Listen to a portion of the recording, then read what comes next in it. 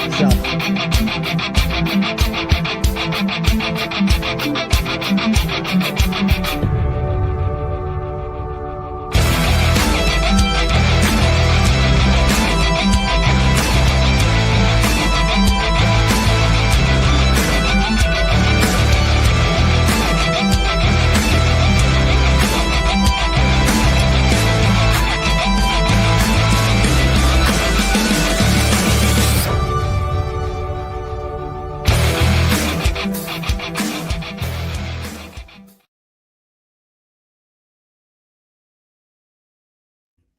You know what? I'm going to change that. I'm going to change, since I was nerding out last week on my other show, I'm going to change our intro to the show. I'm going to do it the Star Wars theme where it just rolls up on the screen with our names and that'd be cool. And far away, long time ago, and long time ago, visible, far away. Yeah, in a place where vaping was acceptable, and then it will just be this whole battle of us going through. I like it. Chat GTP will write it up for me. I'm sure. I like it. I am calling Yoda. I am calling Yoda. So dibs on Yoda. Yoda, you are calling. I never watched any of that stuff. Sorry, I'm a Trekkie more than a Star Wars fan. Yeah. I can't do with all of them. You can be Miss. Laura. What was her name? Laura. What was the? Yeah, I can't remember her name. Captain Janeway. I mean, you know.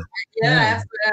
Oh, by the way, this is the Wednesday Night Live show. We're back. It's Wednesday. It's 4 p.m. Pacific Standard Time. I don't know the times in the other zones, but it's 4 p.m. here in the Pacific Coast. And 6 p.m. here in the Panhandle of Florida. I used to do that to Tim at the end of the show when he would do when we're going to be back, and I would say 4 p.m. Pacific Standard Time. Then Tim would have to name all the time zones and the official times in those time zones. I'm trying to work out our international audience, guys. Yeah, I did. I got to throw in Australia. The show won't show her boobs, okay? I mean, I'm trying to get,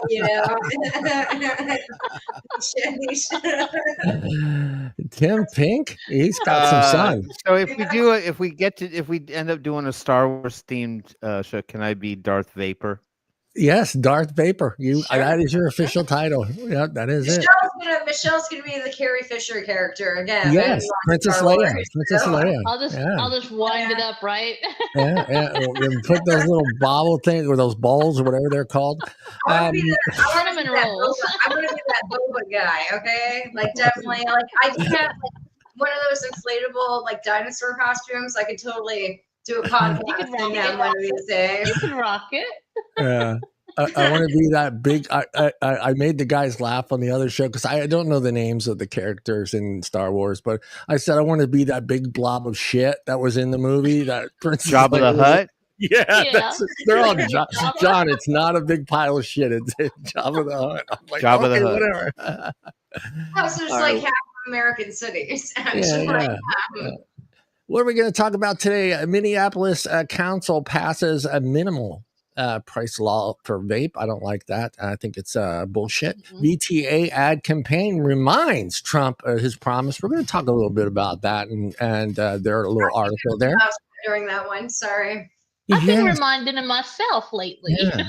I'm going to remind him too. And then we got a 2-minute read. It says 2 minutes. Lindsay, are you lying? Is it 2 minutes or did you just? 2 minutes. I mean, the reason on that one actually is so fucking. I got on Monday. I was helping my roommate move her storage locker from the middle of fucking Florida, the Villages actually. So if you look at the peanuts, the shape that Florida's in. Yeah, this is 6 hours away from where I live at. And we get a call, from this local Chattanooga news or whatever, so Tennessee. And they wanted me to do a Zoom, and I'm like, yeah, I'm not going on a Zoom. I've been sitting in this freaking car after I just helped fucking move a storage locker out. She was like, oh, we can answer these questions. So yeah, I gave her I mean, I could show I could show the response to the questions that I gave her. She just gave me one quote, but I'm okay with the quote that she gave me because it's like, yeah, don't sit here and start restricting, access to nicotine pouches because of one fucking study. And that's what I said.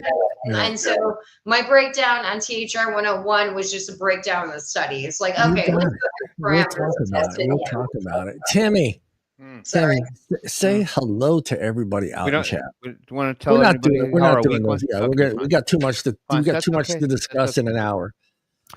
All right, well, fine then. We'll just go right to the introductions. We'll just We're say not hello to something to everybody. say. I mean, let's just be fucking informal about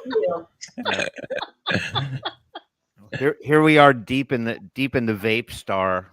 Yeah. Yeah. In a galaxy far. And I, being Darth Vapor, I say, Luke, I am your. Hey, everybody, and welcome to this week's edition of the Wednesday Vape Star edition of the show. The more stupid, less stupider version of the show. Or you all missed that conversation backstage. Just take it for what it's worth. Anyway, let's see who's here in the chat. We you know what we want to treat everyone equally here. No one needs to be ranked. Everybody's now stumbled onto the YouTube chat crown ranking system. So just because you got a crown that says 1 or 2, everybody's equal here on the Wednesday Night Live show. So first out of the gate, we got Mallory. Do it your damn self. Gates in the house. Good to see you, Mallory.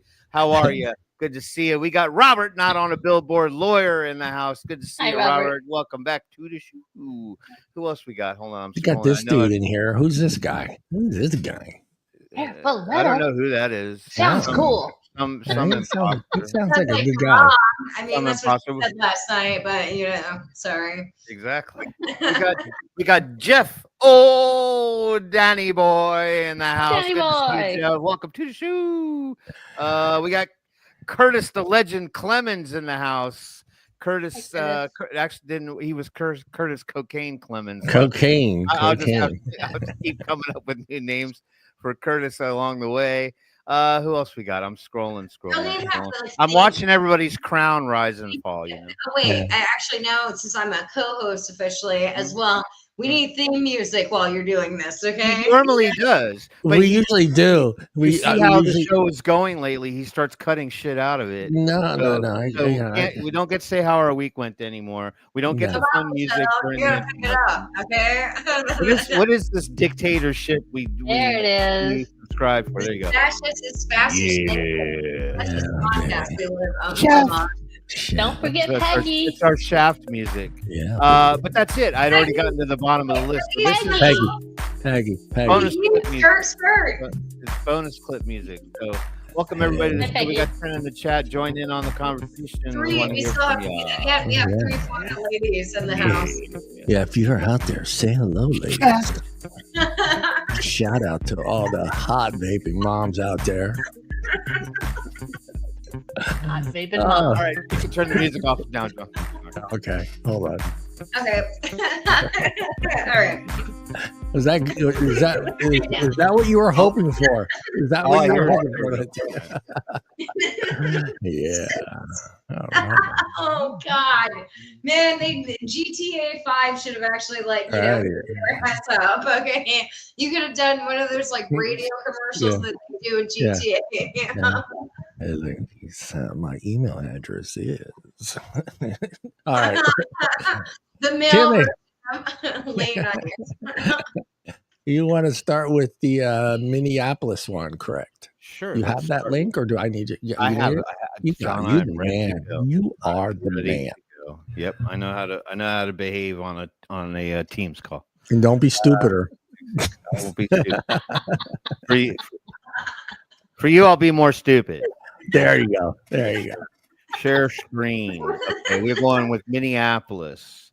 Some blathering group of people got together and made some rule that we don't like. It's kind of a bogus. That's how the article goes. Yeah. There you go. There's your. Does anybody remember the guy on TikTok that used to his videos were maybe 20 seconds long, And he, you know how on TikTok it'll be like a stitch, and then the video comes up, and it'll be like those people going story time, and then they tell these like 14-part, 2-hour-long stories about how they went on a date and the guy, didn't pay and whatever, and then his whole gig was he would do the stitch, and then at the end of it, he would tell you the moral of the story, so you didn't have to watch the story time. So I just did the same thing. Right. And everybody got mad at him and canceled him. So I just did the same thing. All right. Minneapolis Council passes minimum price law for vapes. The Minnesota City Council has passed an ordinance setting a minimum price for $25.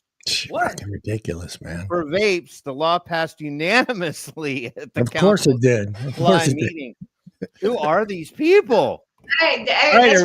Hey, that's dude, Minneapolis, George Floyd. Come on. Yeah. Not really the best, city of America, but sorry, I had an important message come in. The ordinance will take effect. The ordinance will take effect as soon as it's approved by Mayor Jacob Fry, according to NPR News. He intends to.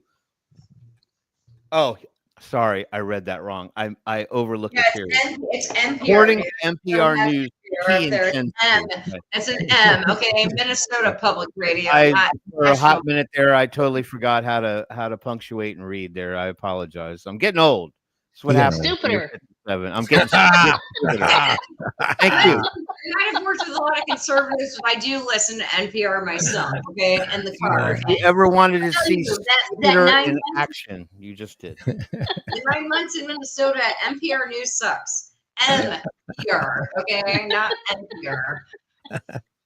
The minimum pricing ordinance, that's what they're calling it, a minimum pricing ordinance. They make it sound important. Is believed to be unique in the United States, but it aligns with the Minnesota city's existing restrictions on tobacco products. Minneapolis has previously set minimum prices on cigarettes, cigars, snuff, and snus. The new law amends the city's existing tobacco regulations and appears to apply to all vaping devices, whether they contain e-liquid or not. Fine. Then, I was too bad it's not a flat price. I'd be like, okay, yeah, give me that DNA board for $25. Yeah. The new law amends the city's existing tobacco regulations and appears to apply to all vaping devices, whether they contain e-liquid or not. It does not include bottled e-liquid or pre-filled pods or any kind of accessories. So, kids, if you remember how Mr. Potato Head worked, you could just buy a component and then you don't have to pay the minimum price. So vape shops, take note of that. Just make a bunch of the components really freaking cheap. And then buy it all in the amendment reads, no person shall sell or offer to sell any. I feel like there's some hear ye kid on the corner. Amendment. Professor Steve was going to come out. A guy with the papyrus or whatever those paper thing rolls are called. To sell any electronic delivery device at a price that is less than 25 cents per device, including taxes or fees. This minimum price is applicable to any type of electronic delivery device and applies per unit if multiple devices are sold together. Hear, hear. Yeah. All in favor, say aye. Aye. Several U.S. cities and counties impose vape taxes, some in addition to state taxes, but the strategy of setting a minimum price for vapes appears to be a new one. It is clearly aimed at the sale of disposable vapes, which vary in price, but mostly sell for $10 to $20. The law may encourage some regular. Well, then there you go, right? Y'all get you a fogger, buy one kid for $25 in Minneapolis, and then just keep going back and tell them to sell you these. There you go. This is not a vape device. This is not the vapes you want. He lifted in a carton. It's all it is. I'm solving this problem for you, Minneapolis. The law may encourage some regular disposable users to seek out refillable products, which are cheaper in the long run. True. They are available at vape shops or online, but will also encourage retailers to stock disposables with larger capacities and will drive many consumers to simply buy outside the city. The ordinance will be a boon for retailers in the cities that border Minneapolis. Customers will drive a few extra blocks to buy their disposable vapes and will then also buy gas, snacks, beverages, and lottery tickets at stores outside the city. So how long before the surrounding cities follow suit? Yeah. These things are just so dumb. It- I mean, it- and John, you and I've had this conversation before because we started to really think, they make the argument about kids overall that presides.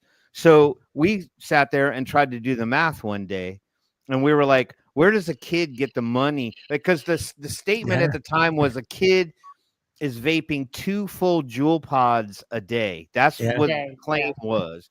And we were thinking, okay, let's do the math on that. Like if you're doing 2, there's 4 in a pack. That means you got to go through a whole pack in 2 days. So you need at least 3 packs or to 4 packs to get you through the week. Yep. And then, then of course you initially have to buy the device, but I don't remember the pricing at the time, but we were like, I don't know, do we live in a different time and day? Like I never had that kind of allowance money. I never, mowing lawns or not. Can I be the asshole here and shit? I mean, like the opponent's argument is very good.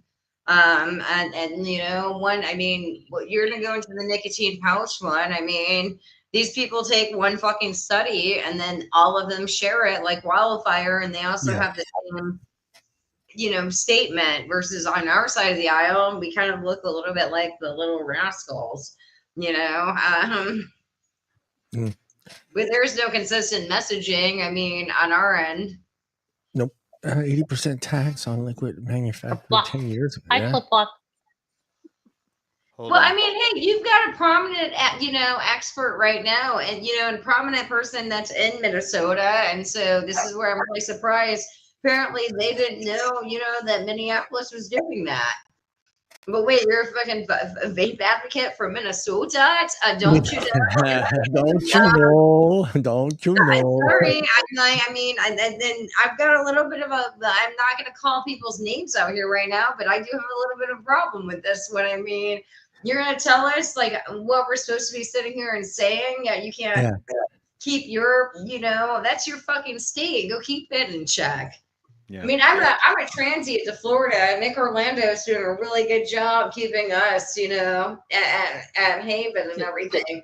But also, I'm part of his army. So, if he needs me for anything, I'll fucking drive to Tallahassee and everything. One of these days, I'm gonna actually be able to punch a lawmaker. But ooh.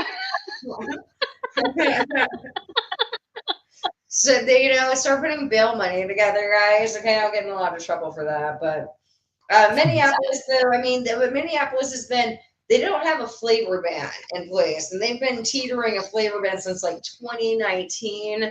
Don't quote me on those numbers right there. But I mean, this is actually, given that the city council has been pretty much, chomping on the bit to ban all the flavors,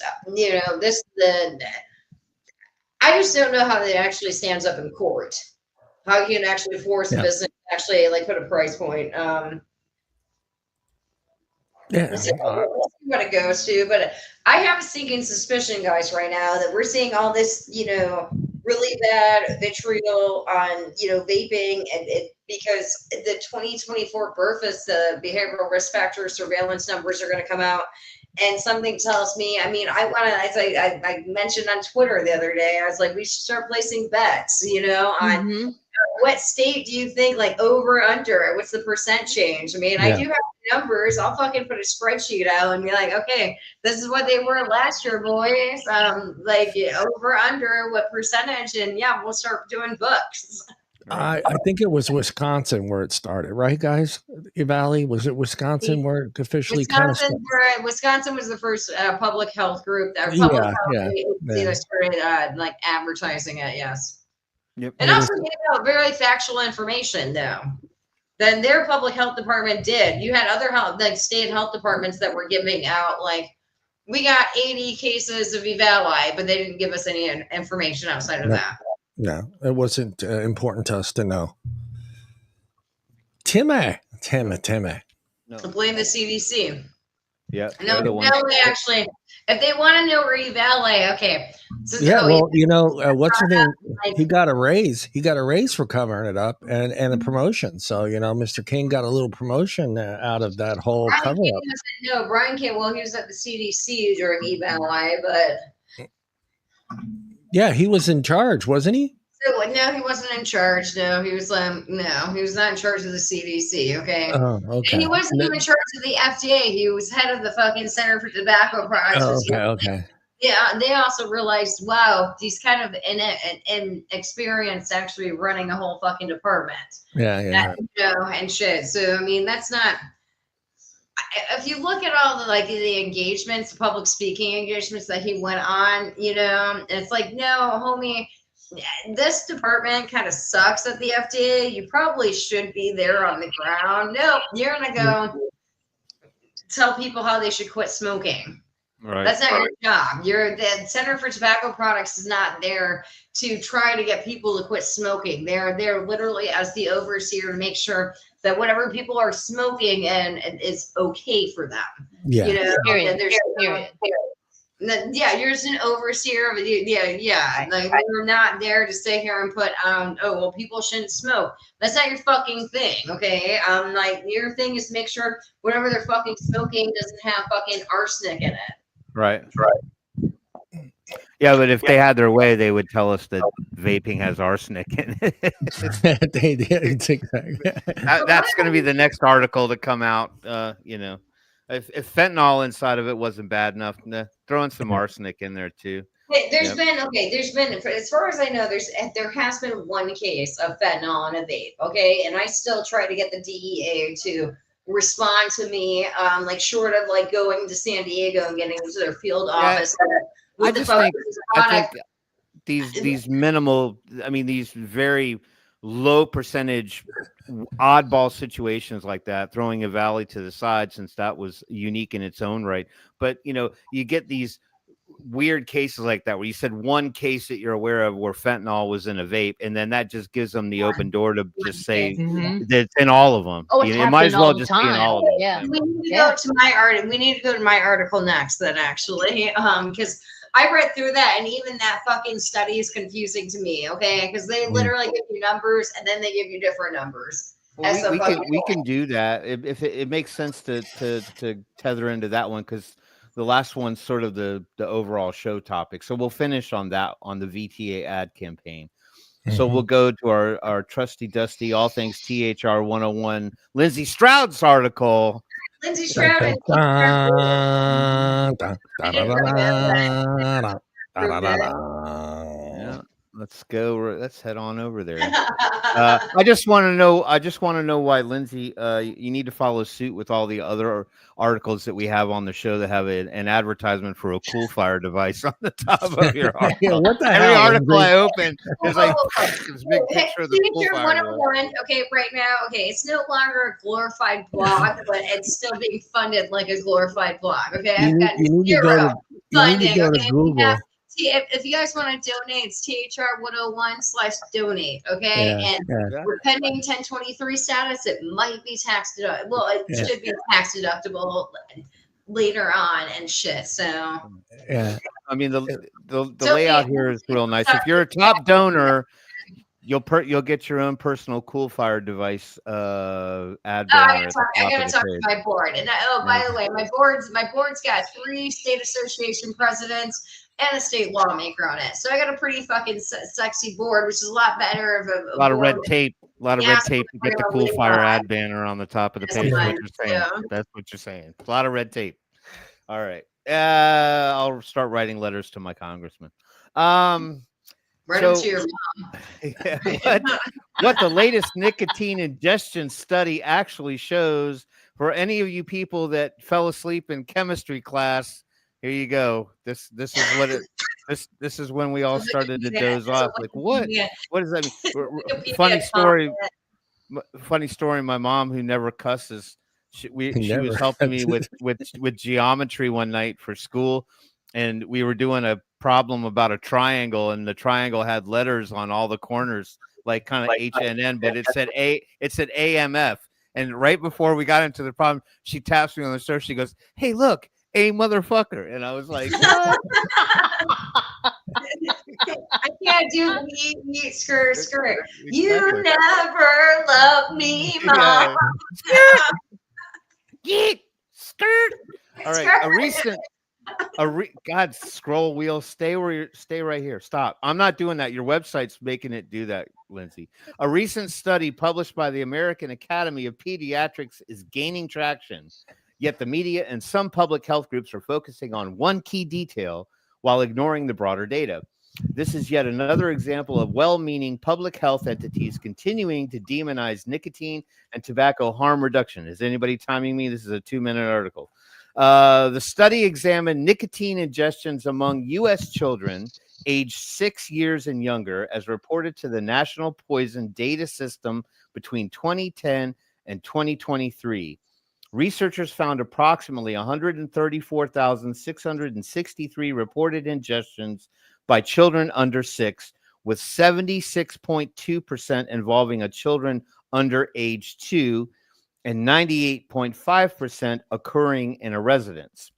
Interestingly, nicotine ingestions rose by 59.4% from 2010 to 2015, but then declined by 34.1% between 2015 and 2023. It's important to note that only 39 of the more than 130,000 cases resulted in major effects. Researchers broke down ingestions by product type and found this is good data, because I always wondered these things, because this is another one that they, plaster all over the place. I got interviewed on Monday night and stuff, and I was just like, and so I actually had to go through this study, and I was just like, and this study is still confusing. You can sit here and see on the, like, when the numbers, I'm like, you break down these numbers, but yet 53% of these are attributed to combustible cigarettes, and you keep reading, but no, you gotta break it down, because the only thing that the media harped on was the 700% increase in nicotine pouch ingestions. Well, of course it's gonna fucking increase like that. They're a new fucking product, and they even say here and say in the study that, oh, we only have that for 2020 moving forward. Right. Yeah, well, no, we've talked about it on shows past. Obviously for good reason. It's good to warn people that ingesting nicotine is dangerous. Yeah, keep your fucking shit out of your. It's no different. Oh, right. Yeah, don't. Alcohol. If you got a little fucking child at home, like, keep fucking. You just let your knives hang out too, man. Yeah. Let them go all Chucky style. Yeah. Well, you know what they say? They say the first one you pat them with toilet paper, and then the second one you let them play with knives. So maybe these were all second children that drank the nicotine. I don't have children, so I have an ex-husband, if that counts as hey, yes, it does. He's probably pouring 100 milligram right into his martini. Researchers broke down ingestions by product type and found 33,604, or 25.7%, were attributed to tablets, capsules, and or caplets. FDA-approved drugs. Exactly. Right. Yeah. Stuff over the counter. 8,363, or 6.4%, were from gum and or lozenges, NRTs. FDA-approved again. Yes. 33,186, or 25.4%, involved vaping e-liquid. Yep. 1,886, 1.4%, were from nicotine pouches. 1%. 1%. This is why this whole fucking study's making the rounds. Oh, a 780% increase. But yeah, they make up 1% of the actual fucking ingestions. It's no different than the fucking popcorn lung study from 2015, 10 years ago. My God. 42,000. That's okay. 42,212, or 32.3%, were classified as other, mainly combustible cigarettes. So people were eating cigarettes. I don't know, actually. I mean, and actually, you'll see in the next paragraph, because those numbers made no sense to me. Because then they have it literally in a paragraph that like 53% of them were attributed of these nicotine ingestions were to combustible cigarettes. Right. I read that. Yeah. On this graph and shit that you're giving us in the middle of this. I mean, this is one of like, I've seen some bullshit fucking studies, but this one's taking the fucking cake on it. All right. Like really, I mean, they're just fucking around with the numbers. It makes me want to like, I could finish 50 state analysis and I just fucking start putting numbers in there. Right. Yep. I'm trying to figure out the ingestion part around cigarettes. The researchers also found that more than 1/2 of nicotine ingestions involved cigarettes, with 53.1% of the ingestions caused by accidental exposure. Oops! Ate a whole pack of 20 cigarettes. Well, these you have to remember. No, wait, hold on. Remember, we are looking at ingestions of kids that are younger than 6 years old. Okay, these are like the kiddies, and this one. At this point, this is literally bad fucking parenting. You're fucking, and also, why don't we have a study on like accidental fucking fentanyl exposures? Oh wait, we don't, because all those kids are dead. Yeah, that's true. Yeah. Just accident, like it was right next to the gravy and the stuffing. I didn't know. I mean, I don't actually like joking about that because you'd actually be surprised. There's actually it probably happens, right? There was 30 of that study that they did. There was 39 main cases that were like, you know, major things, 2 fatalities. Yeah, there's about like 2 fatalities in any given city on a fucking Tuesday night due to fucking fentanyl, and they're all under the age of 6. I'm really done hearing about fucking nicotine, especially when you're seeing parents that are like, I didn't know that fentanyl was a big problem. Of course you don't know. I mean, they're fucking demonizing nicotine right now, and like, and yeah, no. So it just pisses me off.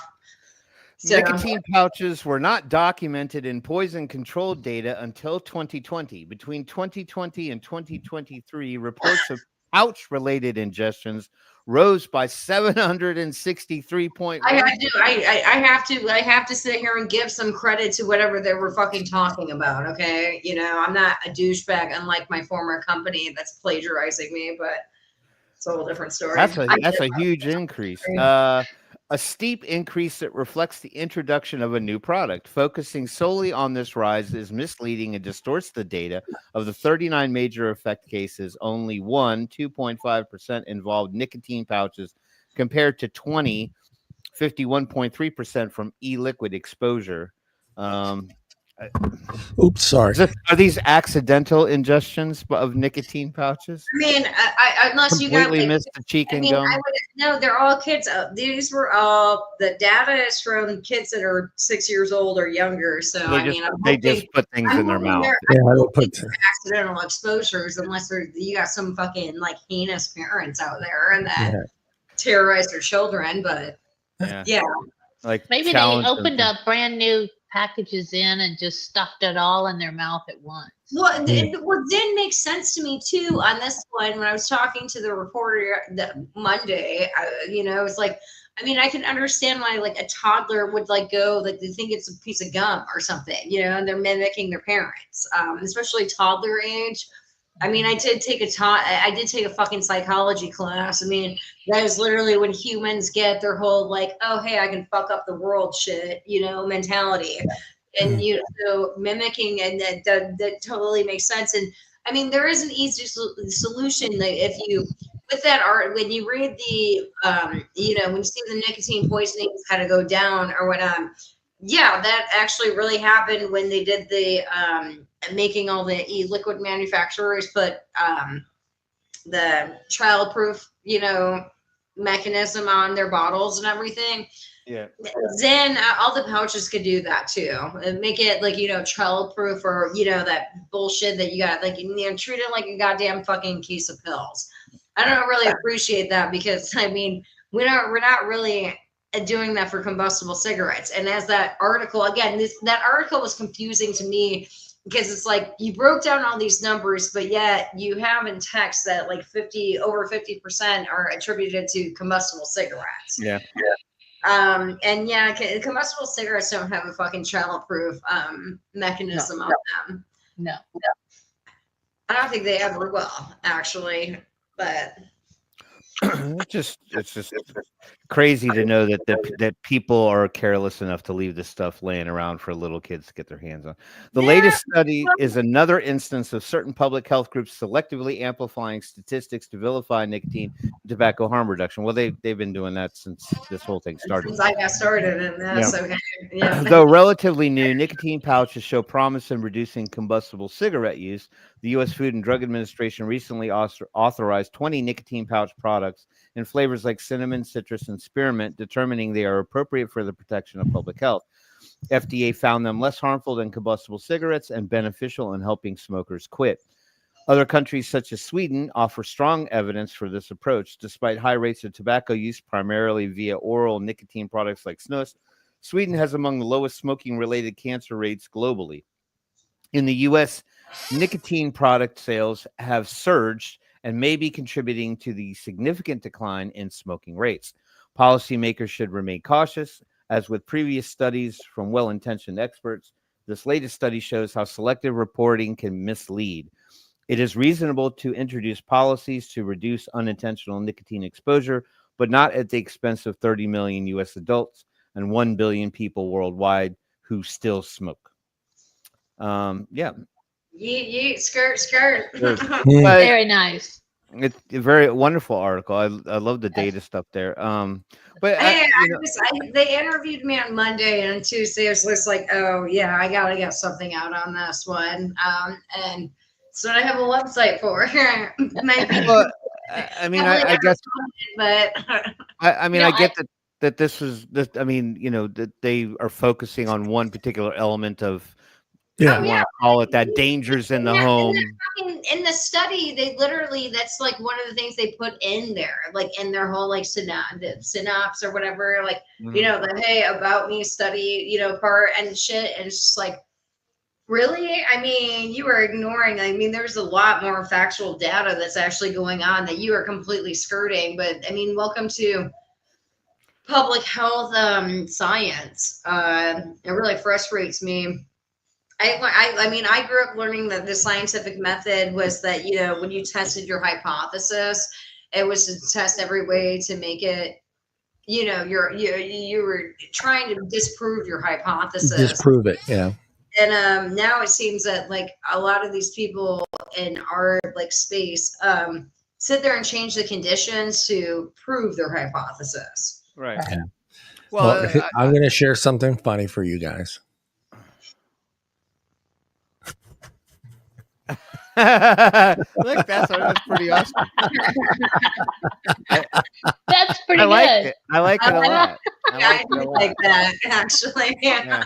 All right. So my boobs are bigger than that, though. I don't know who I'm supposed to be, but Tim looks like he could be on the cover of some romance like novel. Lex Luger from the WWE back in the day. Look like, honestly, you look like like some from like you should be on the cover very of a chiseled romance in that novel. photo. Yeah. Very chiseled. I like it though. Let's stick with it.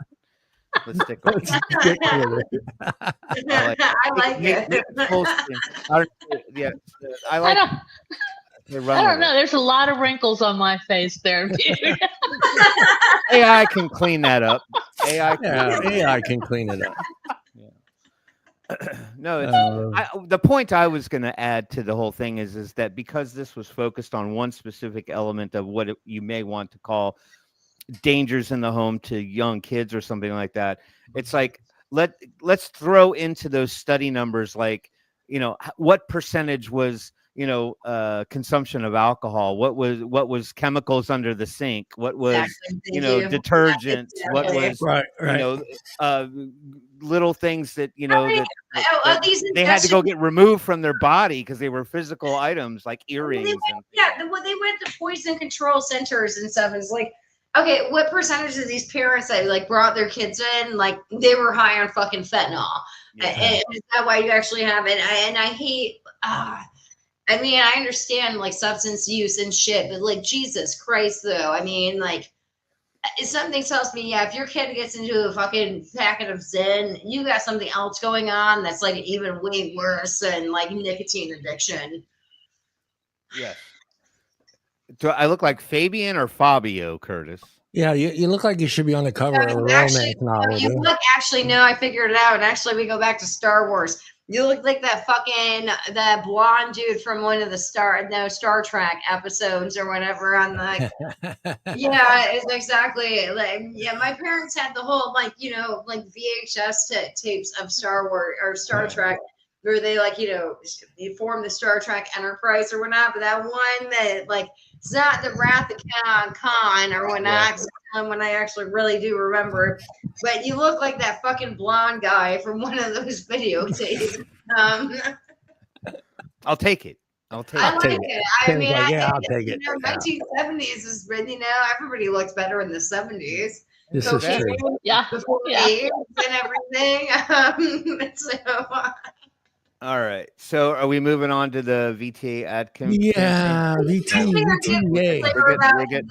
can I give a disclaimer about the advocacy orgs? Yeah. Cool. Yes.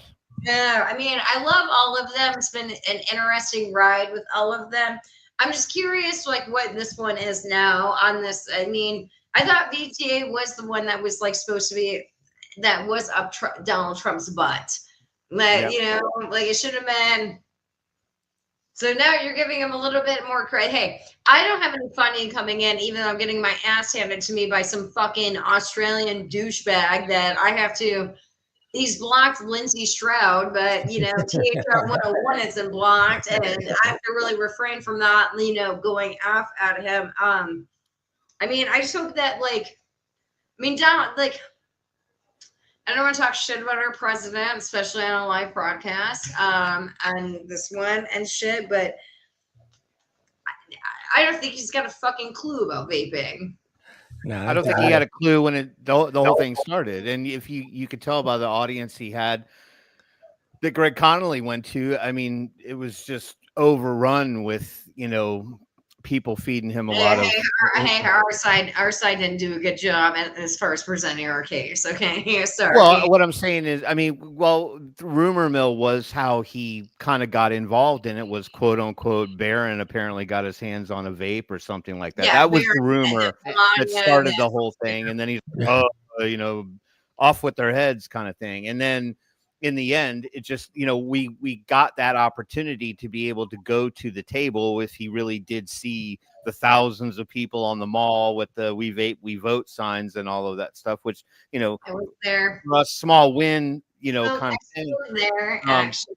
But the interaction that we saw in that room, it just felt completely, whether we did a good job or not, it felt awfully lopsided. And then, you know, it seemed like he just had a lot of devil's advocates in his ear. All right, hold on. Now, okay. Now I'm gonna actually speak my truth and like what I feel about it. Okay, I'm not gonna talk shit about any of the assholes that are like, you know, running shit, but they also set the fuck aside, let other people go into it. You don't have to be the fucking face of it. Like, and also we don't need a face. Like, when you look at the NRA, who the hell is the face of the NRA? Nobody actually knows that face. I mean, but the NRA is so encompassing. It actually, like, it encompasses literally everything from the fucking manufacturer down to the consumer and the bullet man, you know, maker and everything. And nobody literally knows the face of the NRA. That's right. We need an organization that's willing to actually do that. THR 101, I'll be the first one to admit that. That's not what my organization is doing. We are literally doing the numbers. That's what we're here for. All right. I tell you how many people smoke and or vape in any given state. And that's like, you know, that's what I do. Those are the tools that I bring to the party. I do think that there's a space for the right particular individual. I'm just not seeing it yet. You know how much I want to get out of this fucking space right now? Like, I want to talk about nuclear, okay? Like, only 10% of the world smokes, okay? 100% of the world needs energy, all right? And nuclear is cool fucking, and it's kind of similar to vaping. I mean, I fell in love with vaping like, and I'm very partial to vaping as a tobacco harm reduction tool because vaping fucking, it turned it on its head. It was like the Industrial Revolution. And I love it. I mean, even big tobacco wasn't, and I have to explain to idiots at the bar. I'm like, No. Big Tobacco did not create vaping. Like, Big Tobacco is now being forced to actually have to do vaping because they're losing. Like, you have a whole generation. I do the numbers. You have a whole generation of young people who are never going to smoke, mostly because they have other alternatives available to them. And that's like the whole messaging that needs to be, kind of, I guess, encrusted in vaping. And the whole messaging has always been like, oh, these are designed for adults who smoke or whatnot. And it's like, no, you're going to end up like, well, what happens when you have no adults who are smoking?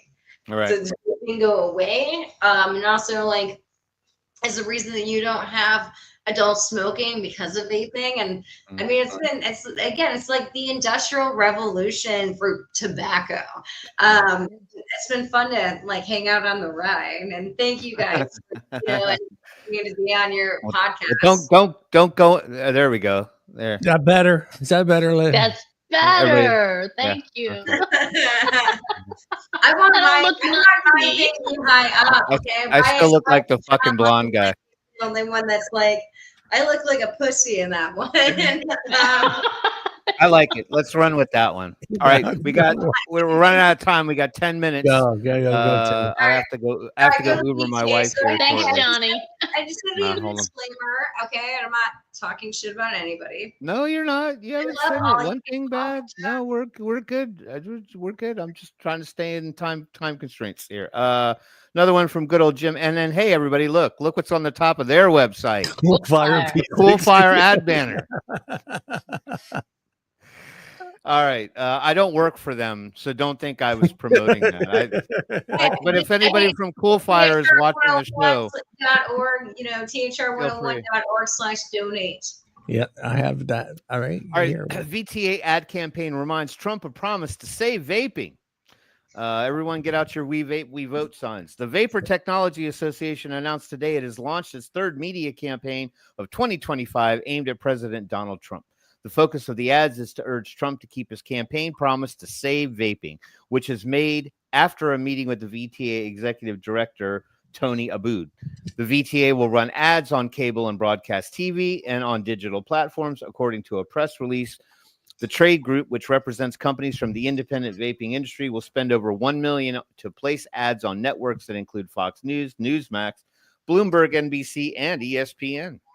So go get your sports stats and your advocacy over there on ESPN. People that are already on our side. That's great. That's how you win hearts and minds. Sorry. Right. Go on. According to the VTA, the ads are strategically designed to target key decision makers within the administration with the message that the U.S. Food and Drug Administration and Customs and Border Protection are acting against President Trump's wishes to save the flavored vaping industry. The industry group has announced 2 previous ad campaigns this year, both also aimed at Trump, one in January, immediately after the president's inauguration, and another in March, reminding Trump of his promise. The FDA is not saving vaping as Trump promised. Since Trump's appointment of Martin McCary as FDA commissioner, I don't know why this is doing this, but I'm going to try to hold it still. Since Trump's appointment of Martin McCary as FDA commissioner, the agency has continued the anti-vaping policies of the Biden administration and has actually intensified enforcement actions against imported vaping products. The FDA has also not authorized any new vaping products during Trump's nearly 6-month tenure and has continued to issue marketing denial orders to small American vape manufacturers. According to vaping industry insiders, border enforcement is no longer primarily focused on unauthorized disposable vapes, as it was during Biden's tenure, but has expanded to stopping almost all Chinese vape shipments, including even open system refillable products and accessories like replacement coils and atomizers. Those products are the lifeblood of local vape shops and online sellers. Even if shipments that aren't seized or returned are often unpredictably delayed, leaving the retailers at the end of the supply chain with empty shelves and unhappy customers. Meanwhile, the FDA's continued refusal to authorize flavored e-liquids has reduced the product variety vape shops and consumers have relied on for over 15 years. The increased enforcement has been encouraged by lobbying and influence campaigns led by major tobacco companies, which have relentlessly worked to stop competition against their cigarette and vape sales. tobacco giant R.J. Reynolds. Hold on. Whoa. Yeah. Let's just backtrack. Did not VTA, like, what, 5 years ago, get a shit ton of money from Juul that, got bought out by Altria? Sorry. Right. Just go on, keep going on. I'm just, interjecting for a second to remind our viewers who we're in bed with. Right. Lost my place. Tobacco giant R.J. Reynolds, a division of British American Tobacco, was a major corporate contributor to Trump's biggest campaign group. VTA calls for streamlined regulations. According to today's VTA press release, the trade group recognizes that rogue bureaucrats and overreaching FDA is deputizing CBP to interdict virtually all vape products at the border, an effort which is disrupting the entire independent U.S. vape distribution chain, as in direct opposition to President Trump's promise to save this industry. Well, until he changes things, like, he needs to change things.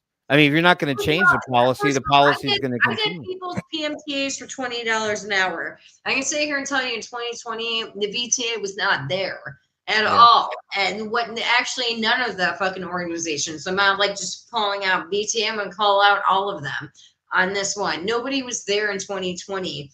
So you got like 1,000, you've got like over 1,000 consultants for PMTAs. Yeah, there's only been like 67 products approved. And sorry, I'm not the biggest fan of Tony. Yeah, I know he's been met with a lot of ire from a large chunk of the vaping. Who the hell goes in front of Congress and starts screaming at them? I mean, especially these guys are douchebags. You can literally just sit there and just kind of like move your seat around. There's like certain ways that you can actually piss off men. And also, keep going on. His economic analysis actually comes out. Because, I mean, VTA's economic analysis apparently is bullshit. And like a complete bullshit. John Dunham and Associates is not really the firm that you want to do any analysis for you.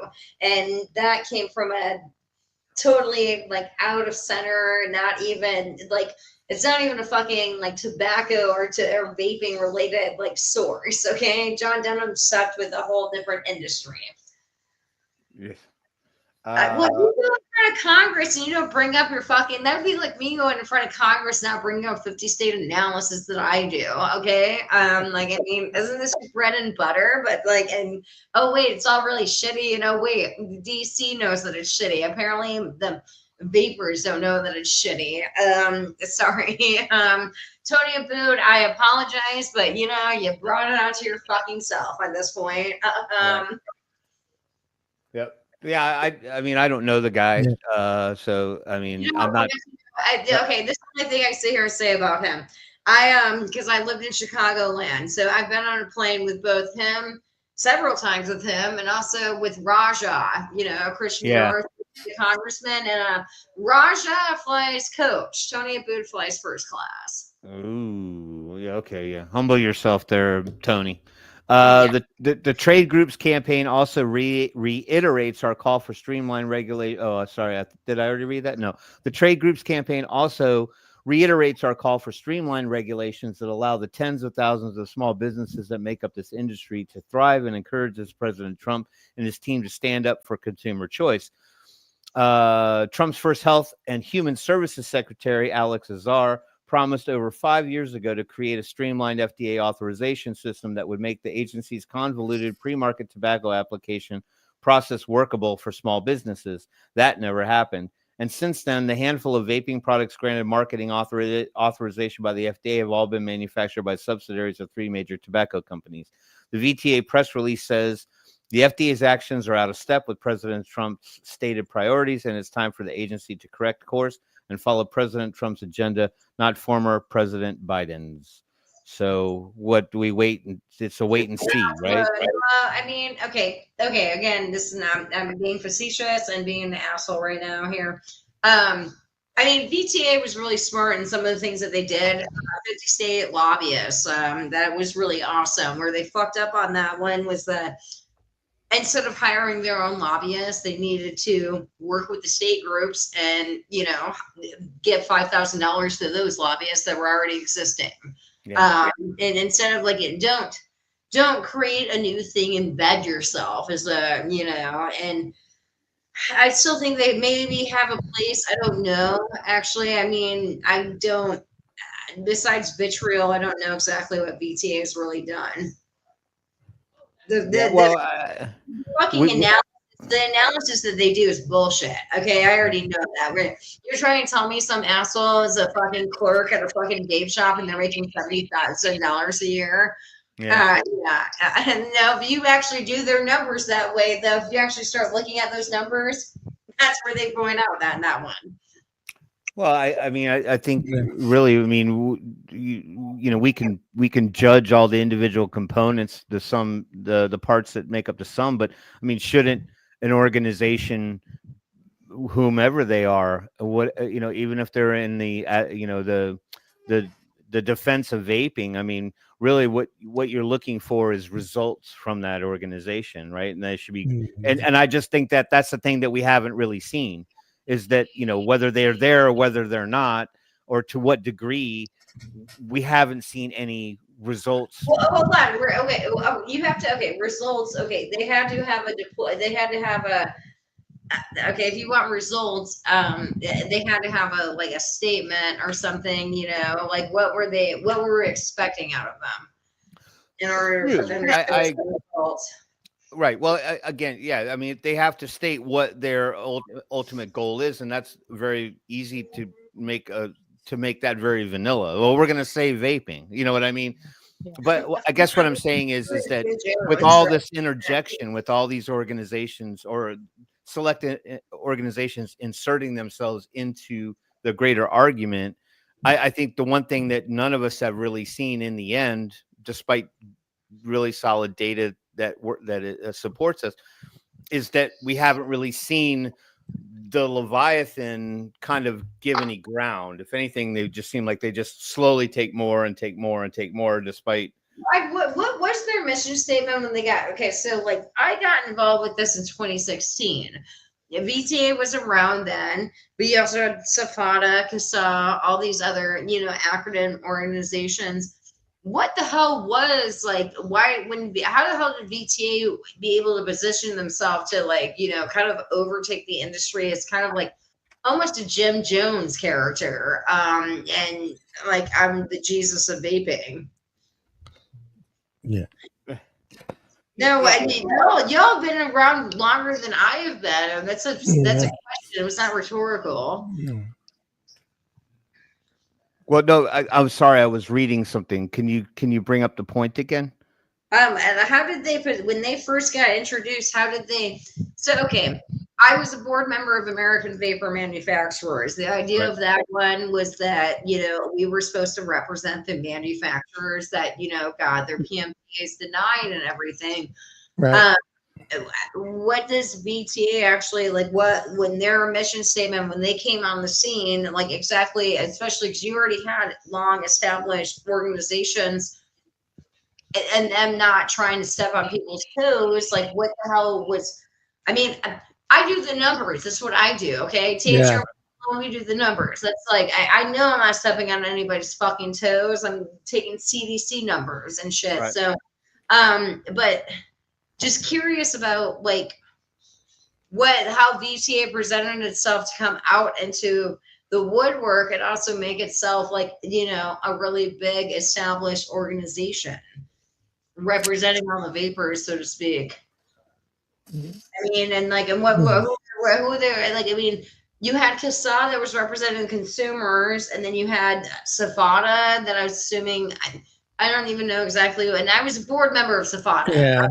So, I don't know. I mean, as far as vapors were concerned, I think it was a new, different message and some hope. You know, I think that's why they got a lot of money. I really do. I mean, they just kind of came out of the woodwork and, hey, we're going to represent all of you. Yeah. I mean, I think it was a different message than we were getting used to hearing, and just you throw in that hope. I mean, we all had some sort of hope every time a new organization came out. Everybody, each one of them had limitations on what they wanted to do. as far as the industry. And for me, it was just like I would go through them and I'm like, okay, this doesn't help me. This does help me. This doesn't help me. This does help me. And for me, it seemed like everybody's mission statement was a little different than each other's. Some were for the vapor, some were for manufacturers, some were for websites. I just want to get paid for doing my 50 state analyses. Yeah. Well, I think, I mean, you know, as much, you know, advocacy and support we can, you know, some of us can offer to the, you know, to the concept of vaping and the you know, the benefits it brings to people who are looking to quit smoking. I think some of these agencies, we sort of view them as, you know, it's bigger than us as a whole. So we have to put a little faith and trust in the fact that these people have a much closer connection to the people that we can't seem to influence. I mean, yes, we can pick up phones and call people and sign petitions and do all those things. I think what I'm saying is that, you know, we're like, oh, okay, here's an organization that is quote unquote, you know, on our side. These people surely have some, you know, closer connections to the people. Sorry, y'all just did a fucking puff piece for fucking BTA, all right, and stuff. And again, they ran on that campaign last year. Donald Trump's going to save vaping. Really? Why are we now like fucking 8 months out and like you're holding him to it? You should have held him to it in February when he got inaugurated, and everything. And also, I'm sorry, I already knew that there were BTA members who are really fucking pissed off about that national organization coming into their state and not, you know, they're Tony Booth's acting like Michael fucking Bloomberg. Oh, wait, there's a lot of advocates in this whole space that act like Michael Bloomberg. They go into a space, they hear they know everything instead of just being like, hey, what do you need? Oh, you need some money? We need, again, the 50 state analysis, the 50 state lobbyist was really smart. You're not hiring your own fucking lobbyists. Talk to the goddamn state associations and have them, they've already relationships with these lobbyists. I fucking hate lobbyists myself, but Tennessee, Danny, and Erica, this girl worked out. I was amazed sitting here talking with a lawmaker, and like she literally just whips out a Views, and then she whips out like an e-liquid, and she's like showing the lawmaker how the Views is made in China and that the e-liquid is made in America. I was like, wow, here's a lobbyist with props. I mean, this is awesome. And again, that's what the state associations. Danny is the president of the Tennessee Smoke Free Association, and I might be getting that freaking crap, whatever. It's a trade association for the states. But yeah, I mean, it's got a working relationship with the lobbyists, and that's literally what Tony should have done on this. Right. All right, guys, we're done. Johnny's got to go to worky, and I just got a text saying, please come in early. I love that one. Overtime, baby. Yeah, no, it's my Friday. You don't love me, honey. Sorry. I never say no. Put it that way. I'm from that generation that never says you're no. a yes man. We get it. Yes, I'm a yes man. How many times have you been married? Just once for Just 21 once, years. Yeah, 21 years. I learned my lesson, damn it. It took me a while, but I don't even have that collectively, and I'm on my third. So you've been married. You got 2 ex-wives? Mm-hmm. I only got 1 ex-husband. Okay, but like, don't worry, everybody. Both of them are still alive. They're still here. Yeah. Everybody look into the camera and say goodbye, and we'll see. Hey, by the way, thank you everybody on chat. We appreciate you always. And we'll see everybody next Wednesday. Look in the camera and say goodbye. Bye, everybody.